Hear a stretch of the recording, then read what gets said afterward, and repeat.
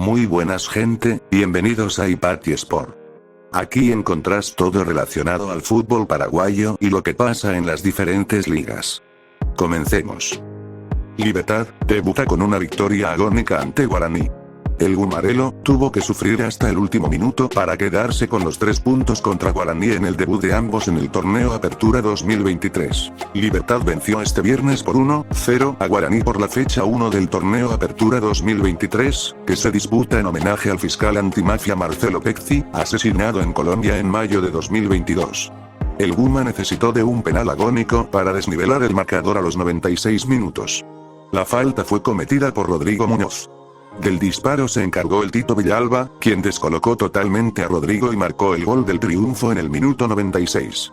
En la segunda fecha, Libertad deberá visitar a Resistencia, mientras que Guaraní recibirá a Sportivo Ameliano, el flamante supercampeón paraguayo 2022. Así queda por el momento la tabla de posiciones, el acumulativo, el promedio y la tabla de goleadores.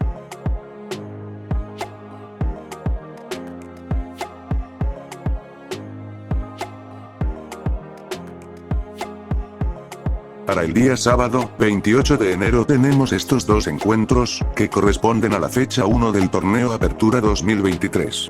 Sportivo Trinidense recibe a Tacuary en el Estadio Martín Torres de Asunción, a las 18:30 horas, será transmitido por Tigo Sports.